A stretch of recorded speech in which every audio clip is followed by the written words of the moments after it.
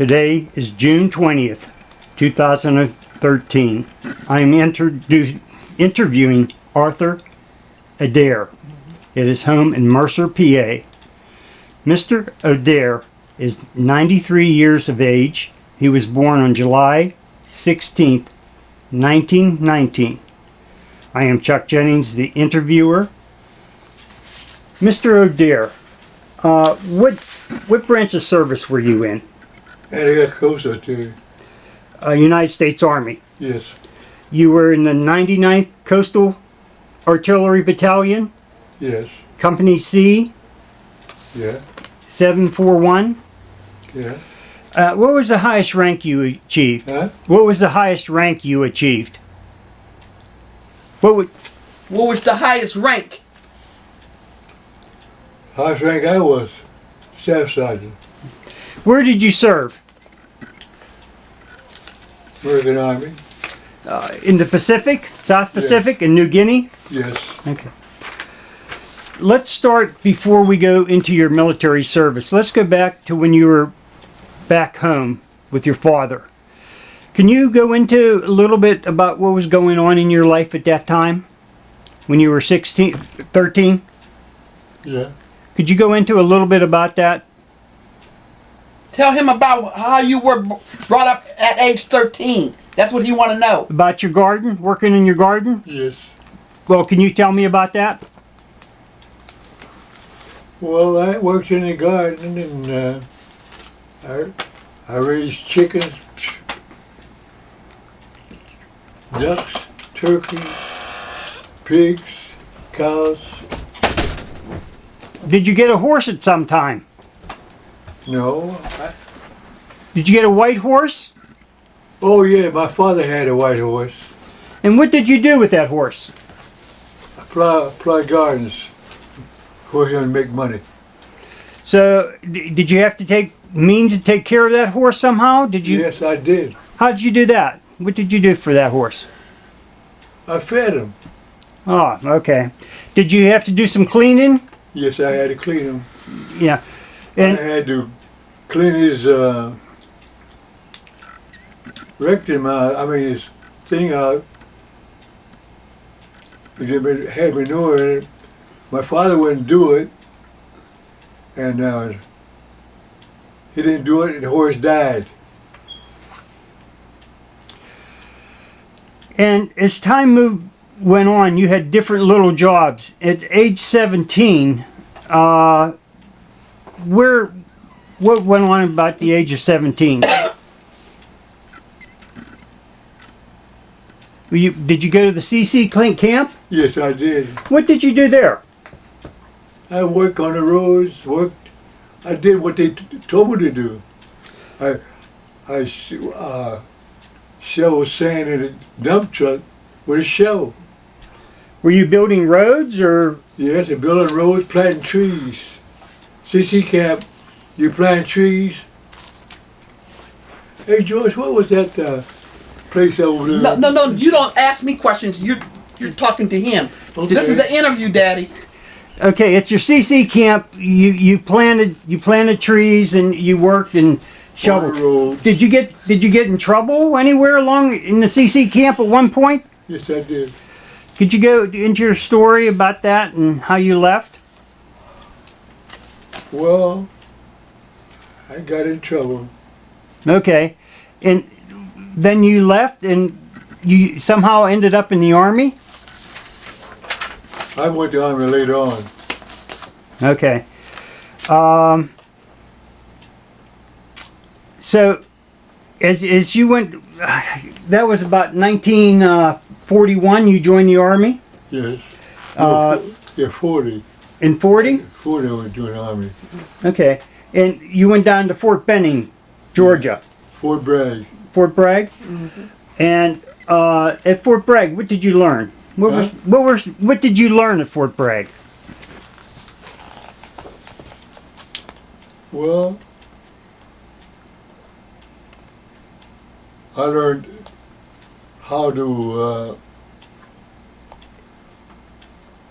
they moved in an area, was forced, and they picked me to put tents up, put soldiers in. They didn't ask me did I want to do it, but I did what I was told to do. Now, at some point, did you get familiar with coastal guns at that point, or was it a different fort that you went to? Huh? Did you learn how to use 90 millimeter coastal guns? Yes, I did. Was that at where you were presently? Bragg, at Fort Bragg? Did you learn that there, or did you learn it someplace else?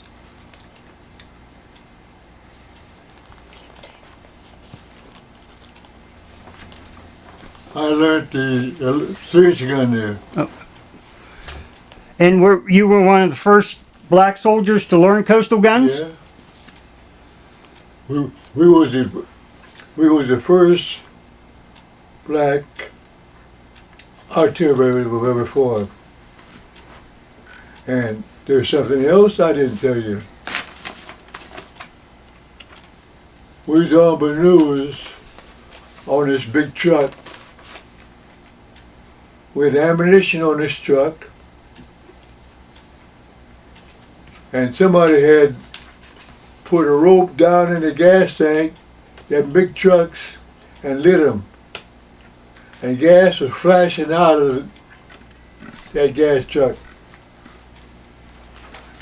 I happened to be on the right side there. I looked down. I saw this rope was on fire.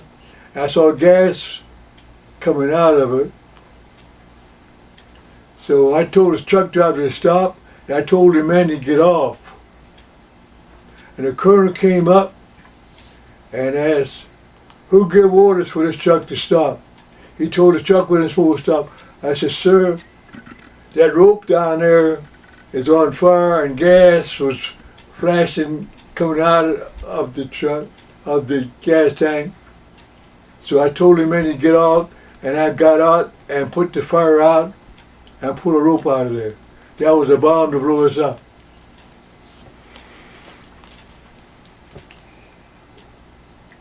That was at Fort Bragg. I never forget that. And you learned your 3-inch gun there. Yes, They formed a unit there? Yes. The 99th? No, I learned the 99th. The 90s in Camp Davis. Okay. They formed the 99th Coastal Gun Battery. Huh? Let's move on to Camp Davis. At Camp Davis, what happened to Camp Davis? Do you recall anything going on at Camp Davis? Yeah. At Camp Davis, that's where I saw the German sub. Could you go into that a little bit? Huh? Could you go into that a little bit? Oh yes. I saw this submarine come up. I saw the flag, and I saw the numbers on the tower. And they laughed. The two men laughed about when I told them I saw a German sub. They laughed. They stopped laughing when I told them. I said, to prove to you that I saw a German sub, I said, I saw the flag on the sub, and I saw the numbers on the towers. When I told them that, they stopped laughing. And the general at Camp Davis wanted to interview with me. I had been on guard duty 36 hours. Had to go up and talk to all those high-ranking officers, and they shook their head. And he asked me, how do you know it was a German sub? I said, I saw the flag, and I saw the numbers on the tower. And I had been on guard duty 36 hours, and when I went back to my barracks, they would take me back to the barracks. The first sergeant asked me, why didn't you shoot? I told him, I said, you think I'm crazy? I said, that big gun was pointed at the sand dune where I was hiding. Now, you saw the submarine flash to somebody on shore, Yeah. and they flashed back. Could you go I into know. that? Go into. Never told me nothing, but I told him what I saw. You said that the guy flashed back and went on board and saluted the German. Yeah, I saw the spy. Then I end up pistol whooping him.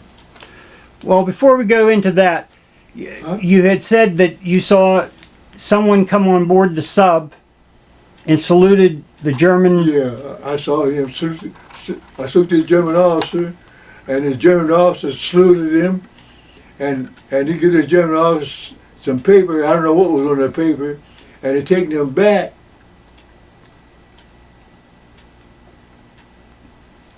Then you had someone doubting you at some point. Huh?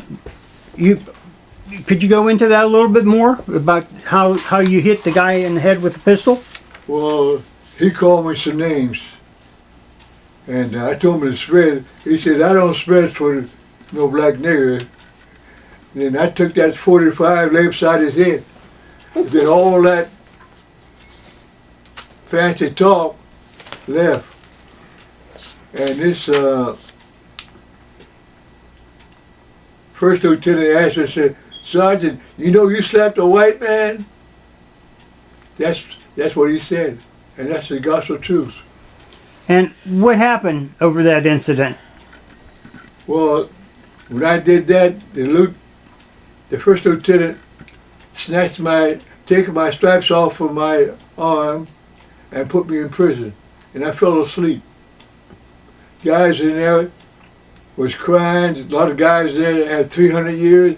Some guys were going to be executed.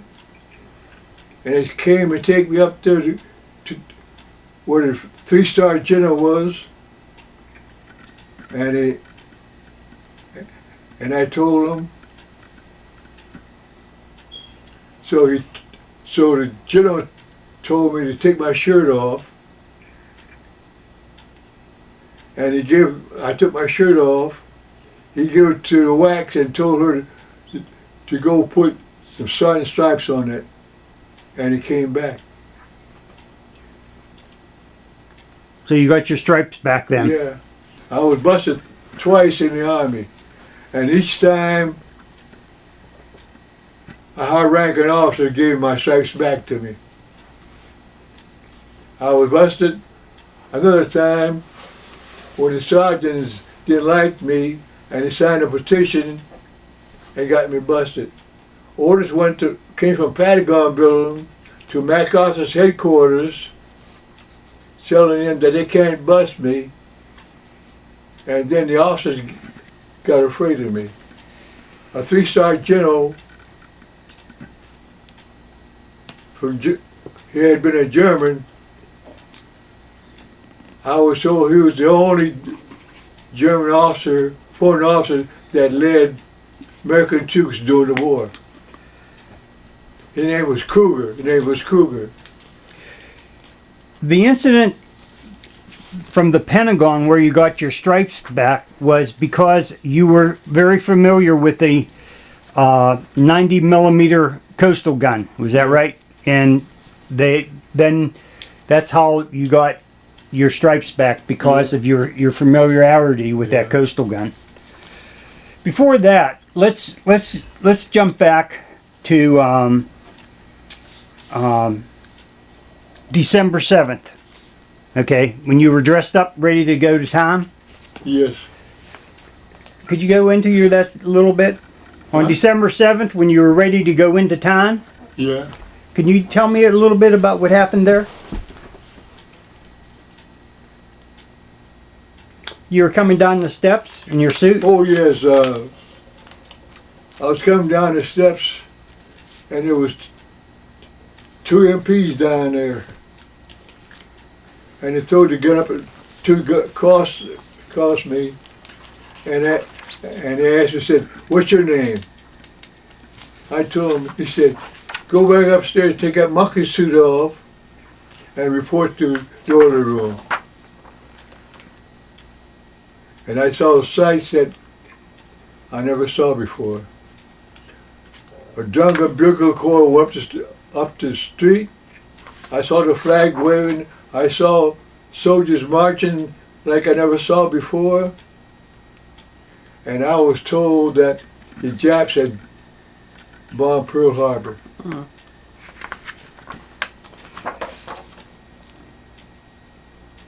At some point after that, you got transferred to into the Southwest somewhere. Huh? You got transferred over to the Southwest Yeah. for further training, and you took some training in Death Valley. Huh? You took some training in Death Valley. Could you go into that a little bit? About in Death Valley, the heat. Say that again. In Death, you took some training. In Death Valley. It was very hot. And about some water. Oh yes. That was that was at the fort out in the desert. So that was Camp Stoneman. And you somehow got a couple canteens of water. Oh yes. They only had water from 8 to 12. You go to the fountain, you couldn't get no water. I had 2 canteens. I filled with water. I looked around. I didn't see nobody. I hid them. When I got thirsty, I went back to get them. They was gone. And I got 2 canteens over there. I had on the head of my bed. My wife told me, "You crazy? You got water? Them canteens on your bed?" I said, "Yeah." I said, leave those canteens alone." I told her what happened. I kept water in them. I had them on the head of my bed, and I kept them there. You also did some exercising, marching up mountains. Huh? You did some exercises and training to marching up mountains, where you had people couldn't fall out as you went up the hill. Yeah. Can you go into that a little bit? Oh, you mean out there in Camp Stoneman? Yes. Wow. They take us out there in California, up in the mountains. You go up the mountains. Mountain was so steep that your knees would touch your chest. And it told us if you fall out, you have to get back in the best way you can. And some guys came in at 3 o'clock in the morning after walking up that mountain. That was all physical training to get you Yeah. ready to go overseas. Yeah. My God. At some point, you got to the west coast of California, and you boarded ships. Could you go into your recollections about that a little bit? About the Golden Gate Bridge? Yeah, the Golden Gate Bridge. We went across it twice. And that's where we went across that bridge twice. And I saw U.S. President Johnson go beneath that bridge.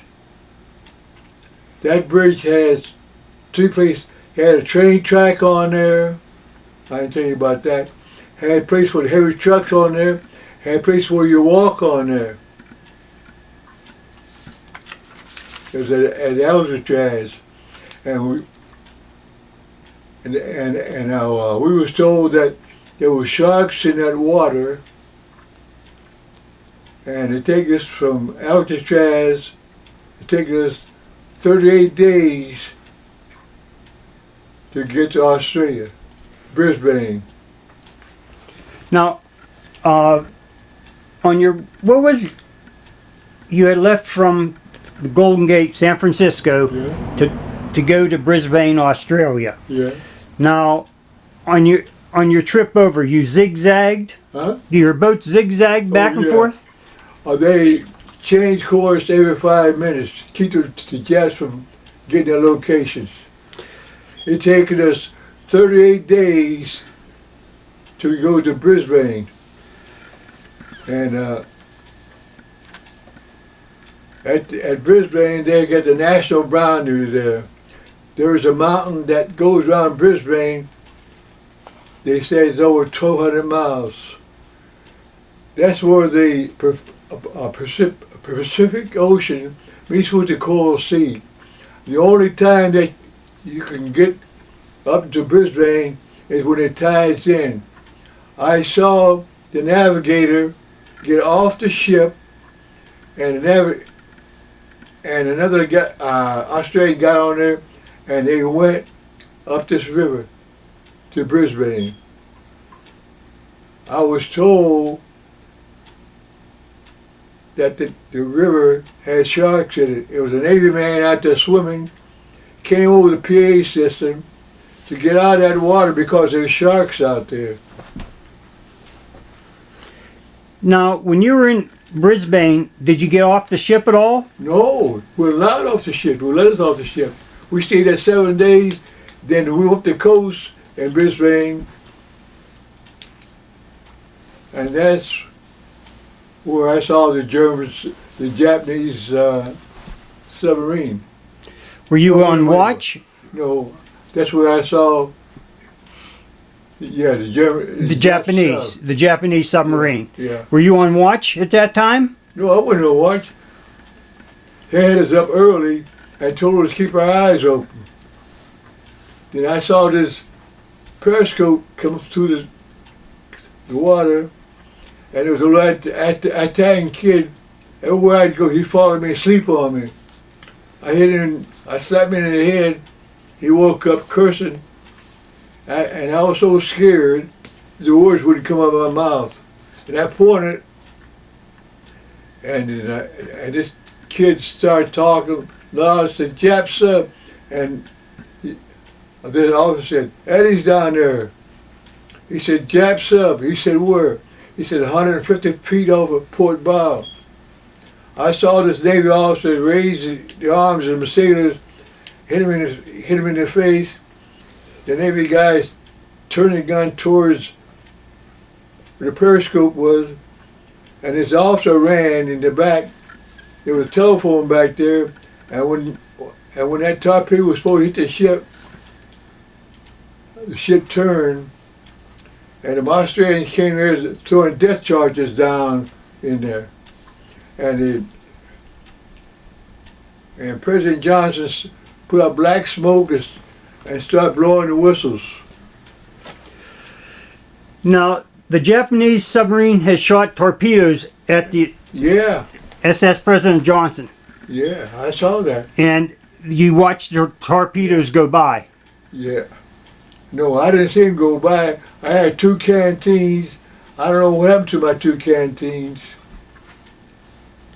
But when the torpedo was supposed to hit the ship turned. I don't know. Evidently, when this officer told them about the sub, they timed it how long it would take the torpedo to hit the ship. And that's the gospel truth, because I was on that ship and I saw that. Now, you had also mentioned about the sleeping conditions. Huh? The sleeping conditions for whites and blacks. Could you go into that? Oh yes. The white was in the front of the ship and the black was in the back. This general said, "I have to keep the rope up." He said, if I keep that rope up to I get where I get, he said, "I want to have a white soldier on there." That's what he said. So in the back of the ship, the black soldiers were out there dancing, shooting crap, and playing games. But the general said over TV, he said, "If I keep the ship the way that I was ordered to keep it," he said, "when I get where I'm going, I want to have a white soldier on board." That's what he said. So you crossed the Coral Sea, and could you go into? You made it across to where was your destination? Crossing the Coral Sea. Where were you heading? We headed to the middle of the bay. In New Guinea. Yeah. Okay. When you got to New Guinea, did you offload your guns? Huh? Did you offload the guns? We didn't have the guns until later. The big guns. So what did you do when you got to New Guinea? Well, we got there, we had to do some work. We had to clean up. And you just cleaned up. What did you clean? The Japanese had a warehouse there. They put American supplies in this warehouse. I was up there. I was 20 feet up this ladder, up there where they had the stuff at. And that's the first time that I saw two eyes looking at me, and I couldn't see who the man was. He said, "At ease, take it easy." He said, "The Australians is still American supplies." He said, "I'm gonna try to catch him." That's what he said. Did you ever catch one? Do you know? I don't know. At some point, you got a hold of your guns, and you were training on your guns, and you developed a few different techniques on your gun. Yeah. Could you go into removing the bolt off, or the back receiver off the gun, and could you go into some of the changes that you made Yeah. on your gun? Do you know where you had mentioned about you had taken off the back end and you get faster loading on your gun from 15 to 20 some rounds? Could you go into that a little bit?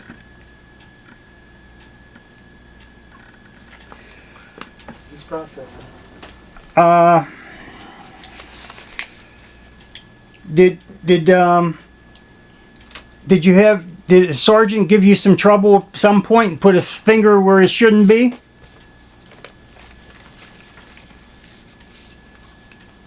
Say that again.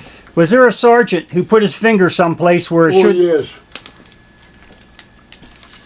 Up there putting those guns up, the orders picked me to put those guns up. And the sergeants said, "I don't know, see why they call you all the time." Said, "I know just as much about these guns as you do." He put his finger in the hole where he put this pin to connect his outriggers on this 9mm. I said, "Sergeant," said, "don't put your finger in that hole." He started cursing. He said, "I know just as much about these guns as you do." So see why they always call you? We started cursing. That outrigger slipped and cut his finger off, and I never saw him again. There's some things about you cutting down some trees too. Do you Huh? recall anything about that? Trying to get your guns up to the ridge? There were some palm trees that you cut down, or coconut Oh, trees? That was when going through the swamp with this gun. It was swamp. This big gun, this big truck, the driver was sitting 10 feet off the ground. He won't put water in there. There was a ladder up beside the radiator. The man that handed him the water had to get on his tiptoes to give the man on top to put water in the radiator. He had to get on his tiptoes to hand it to him so he could put it in there. You had to move these guns across some marshy land. What did you do? You had to move these guns across some marshy land or wet swamp. What did you do? About cutting down? Oh yeah. And the colonel told me, he ordered me to get those guns up on the hill before night. I asked Captain Smith for a Jeep and a chain and a 6x6 and 110 axes. And he said, Captain Smith said, I know what you're going to do.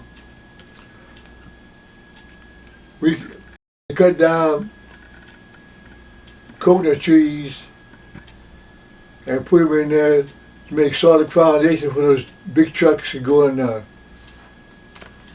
I had them up there, and the colonel said, only one man in this outfit would do a trick like this, cut those trees down.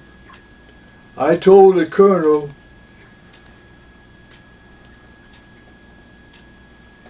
I was given an order, and I carried it out, and I walked away.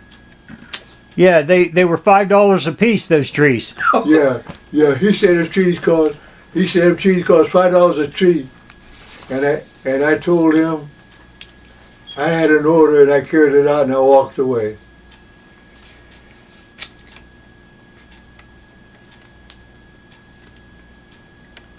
At some point, they pulled you off the guns and they made you do some other jobs. Oh yeah. We wouldn't get much food. Excuse me, I have to go to the bathroom. One moment.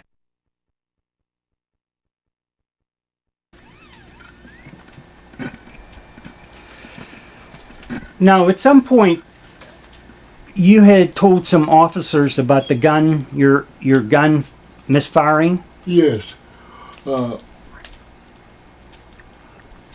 The captain asked me, said, are there anything you want to tell these men? I said, yes, sir. I said, this gun will fire by itself if it's not properly, if that series lock is missing or not properly seated. He laughed.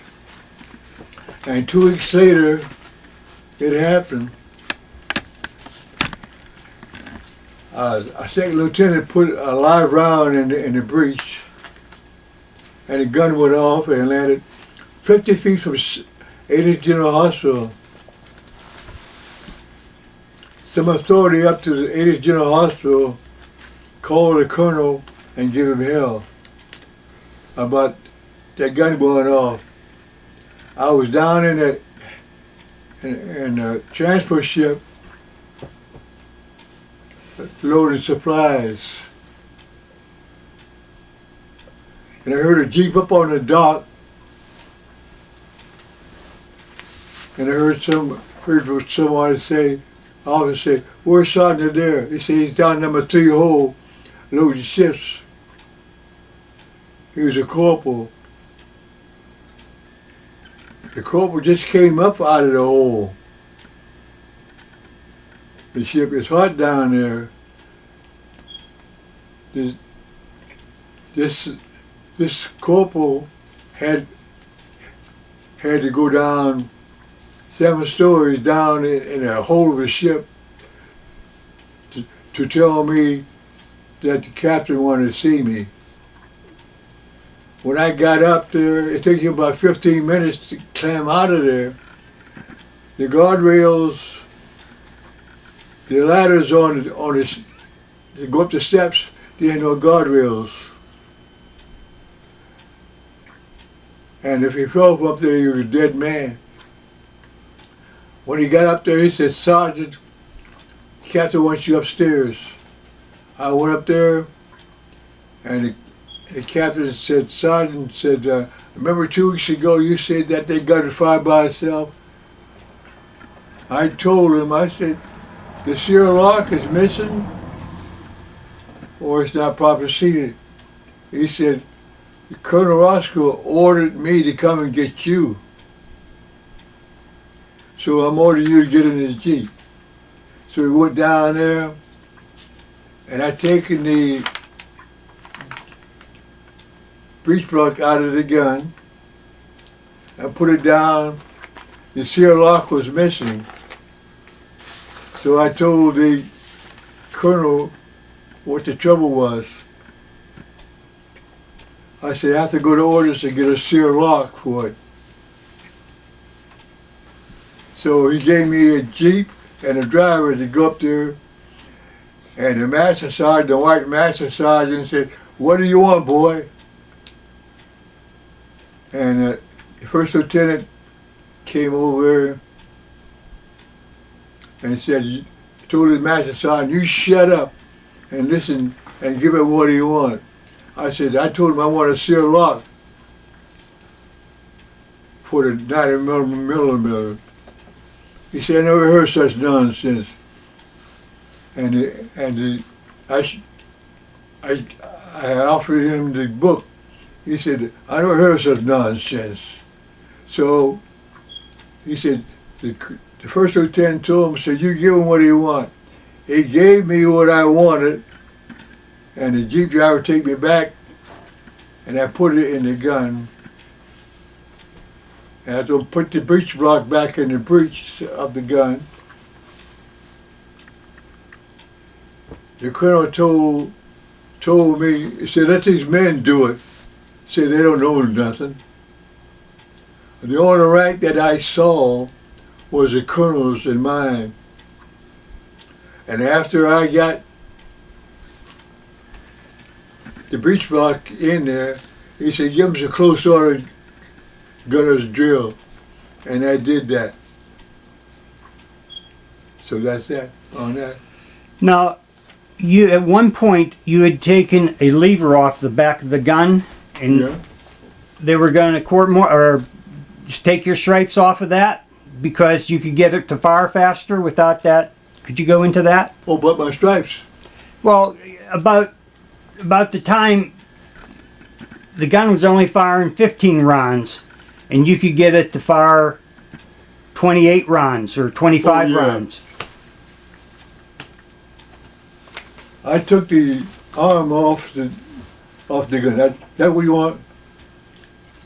I took a crescent wrench and taken the arm off the gun without permission. I took the arm off. The second lieutenant went and told the first sergeant, told the first lieutenant, captain, he told the captain what I did. The captain told the colonel, the second lieutenant told the first sergeant what I did. First sergeant told the captain, and the captain told the colonel, and the colonel asked the captain, how many rounds do the arm puts out? He said 13. He said, how many rounds do Sergeant Adair's men puts out? He said 20. He said 25. The colonel told the captain, forget it. That's what you wanted? Yes, sir. Thank you. Some of the other experiences you had, you said you were very hungry all the time. Yeah. And you went fishing in a particular way. I was turned down, I had a detail turn down buildings at Melanie Bay. And the corporal came over and said, hey, Sergeant, there's fish over the hill there. I went over there. There was a stream going up to the mountains. And these big tuna fish, it was 8 feet wide, about 2 feet deep, was covered with fish. So we had a man going back to the outfit. I told this corporal to drive the truck, asked Captain Smith, can we use some fish? The captain came, he whistled, I know what he whistled. He said, where's the fish, Sergeant? That's over the hill there. And when he saw the fish, he asked me, said, how many men do you have? I said, 30.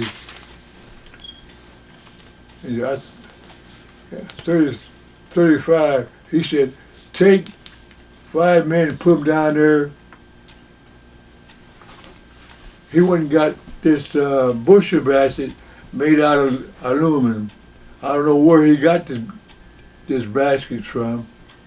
He told me to load, I got 6 truckloads of fish. I thought that I'd get something to eat, enough to eat. I got a little piece. The colonel takes it, give the officers, it was a battalion. When he got through passing it around, I didn't get what I thought I was going to get. I got a little small piece. Is that what you wanted? Yes, sir. Back in New Guinea, you saw the natives washing clothes. Oh yeah. I saw the native women washing the white boys' clothes with mud and beating with a stick. I never saw that before. Every so often you get served beer Huh? too. Every so often you get some beer. What'd you do yeah. with that? I got 2% beer, and the ones that I'd give the beer to was privates that they had no stripes. And the sergeant got angry at me because I did what I did. There was also at one time, one of the natives started coming in yelling Jap. Oh yeah. A native came through the area hollering, Japanese, Japanese. He ran down to the bushes, and he's going so fast barefooted. So I broke into the tent that had the ammunition and the guns, and I put 35 men in the ditches, and I got up on the point. And then we had a man in the outfit that looked like a Jap. And when I saw that who it was, I gave a sign for the men to rise. And I take and put the ammunition back in the tent where I got them and the guns, and I was never called up for it. There was some incidents that they told you not to eat a particular kind of nut or plant. They not to eat this particular kind of leaf. Because, can you go into that? The bitter nut? Huh? Is it Beetle nut? Oh, the coconuts. No, the Huh? nut. the beetle nuts. Oh yeah. We was told that the beetle nuts, that was poison. He said that the natives' system had got used to the beetle nuts, and if one else would get it, you couldn't get rid of it. And the captain told us that if you got connected with that stuff there, beetle nuts, we take up in the mountains and we adopt you to the natives. That's what he said. There was, at nighttime, you could hear the drums. Can you go into Yeah. that? All night long, you hear them drums beating at night, Natives. late at night. And those mosquitoes over there was about an inch long, and they had to sleep under a net because you could hear those mosquitoes when they hit the net. It sounded like airplanes flying. Could you go into the heat and humidity a little bit? Huh? Could you go into the heat and humidity that you guys endured over there in New Guinea? How hot it was and humid. Oh, it was hot over there. Could you go into that a little bit? I never saw as hot as it was over there, because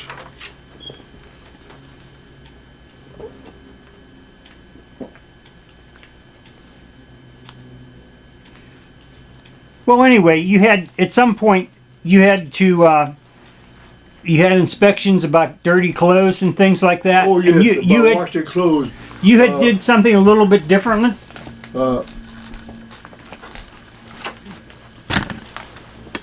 Okay. I made myself a stove. I wash my clothes every day. And the corporal asked me that he wanted to be with me when I washed him. I asked for high octane gas and it exploded and it got me. He screamed and ran away. And I don't know what happened to him after he screamed. They taken me. Captain Smith was in Australia, and the first lieutenant was in charge. They taken me down on a stretcher going across the pond, and the guys towed me in the pond. And this first lieutenant was cursing big time. He said, "If this man die," he said, "remember I saw it," and he's calling them all kind of bitches. They taken me to the hospital. It was 26 miles, and the pickup truck ran out of gas. MPs was going by in a Jeep, and they got 5 gallons off and poured it into the truck, and he got me to the hospital. Is that what you wanted? Yeah. And at the hospital, who worked on you? What did they have to do to your leg? They got a doctor, a German doctor from over in Europe. He operated on my leg. Could you go into how they had to move parts of your body around? And they taken 2 slices off of my left thigh and sewed it in my left leg. And can't no American doctor do it because they looked at it. They can't tell what was sewed in that. There's no marks there.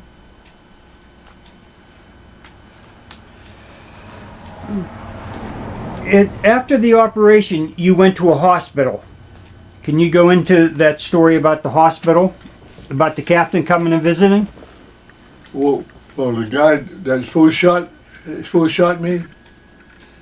Yeah, yes, that, and about the captain and your leg, dressing your leg, and could you go into that a little bit? A white soldier came in with these 2 officers, said, "I shot him through the chest." He jumped up and ran. And I looked at him, I said, I shook me, I said, "Well, I'm going to get hung now." Said to myself. And so the other doctor said, he was doing guard duty, he said, he told the other doctor, said, "I'm going to show you something." He took the wrapping off my left leg. My leg was wrapped from my knee down to my ankle. And when this other doctor saw it, he told this white soldier, "If you don't stop lying on this man, I'm going to get you court-martialed." He said, "This man can't walk instead of run." And after I got so I could walk on crutches, I never seen that white soldier again. I don't know what happened to him. Also, the captain came to visit you at one point. Huh? And the captain came to visit you one point? Or was it the colonel came to visit you? Oh yeah. They wasn't servicing as black soldiers like they should. It was in a black hospital. They was over there having a good time. My leg had been dressed for 2 weeks. I didn't have no water. We didn't have no water for 3 days. So when the captain asked the captain, I said, "Sir, will you do me a favor?" He said, "What's that?" I said, "Ask Colonel Roscoe to get me in another hospital because," I said, "I can't live here." He went and got him, and I heard Colonel Roscoe tell him, said, "You're messing my man up." And this black sergeant, this black doctor said, "I'm doing the best I can." And Captain Roscoe told him, "You ain't doing nothing." Said, "I want him out of here." So So we weren't getting any water. You had no water for 3 days. And it was hot over there. So he told this corporal, you go and find a preacher. There was 150 some men in that hospital, in that section of the hospital, and every man got water.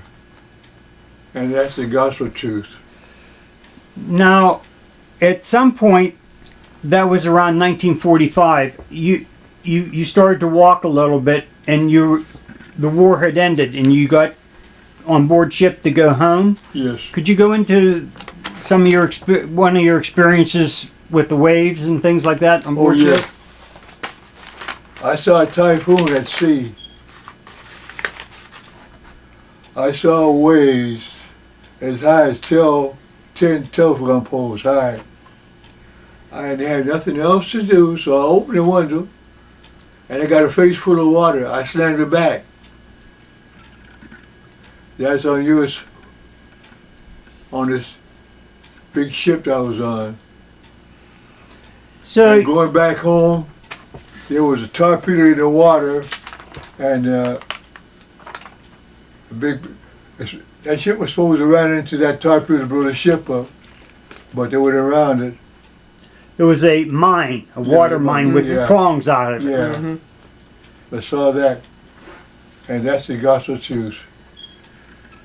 At some point, you made it back to the West Coast. Yeah. Did you go into the hospital there at the West Coast for further treatment? No, that was at that's in Washington. I went there, and they had German prisoners serving us, and I told this guy to come to serve me. I said, "You go back there and get." I had no solid food for a long time. I said, "Get me some food." I ate all the food he bought me, and I couldn't feel it. I said, "You go back there and get me the same thing all over again." This prisoner went and told the captain of the hospital, of the kitchen. So this staff sergeant, he ate all of that. He told me to go get the same thing. He came to me and told me to get up. He said, "You ever had no solid food?" He told me how many, for about 19 months. He ordered me to get up and to go to my bed. And when he woke me up the next morning, my stomach was swollen. It's like I wasn't pregnant 6 months. And the MP with him, he said, "Sergeant, you have to take some castor oil." And I told him, I said, "Sir, I had trouble taking castor oil." And he said, "If you don't take the castor oil," he had 2 MPs, he had an MP with him. He said, "You can't go home." I said, "Give me that castor oil." He had a whiskey glass double. He gave me 2 doses of that castor oil. I drank it, and Mercer, I was on the toilet 8 hours. At some point, you got discharged, and you came back to this area, or did you go back to Alabama? No, I didn't go back to Alabama. I went to Furrow. I came to Furrow. My mother and father lived in Furrow on Broadway. So they brought us in Pittsburgh, the hospital, and Pittsburgh train station.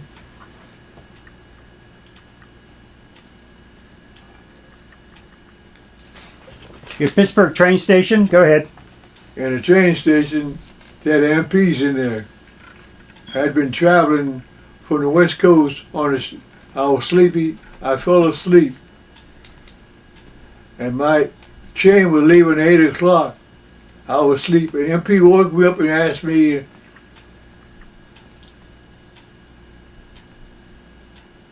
what time did my train leave? I said 8 o'clock. He said 8 o'clock now. So, and that's how I got home. I got on the train. Now, when you got discharged, you came back to in around the Mercer area? Or did you come to this area, real close to this area? No, I go to Furrow. Oh, Farrell? Okay, from there, did you get married? After a bit I did. I got married later on. From your marriage, did you have any children? Just had 5. And did you have any grandchildren? Huh? Grandchildren 7, I think. and great-grandchildren? Great-grandchildren? Yeah. How many did you have? 14.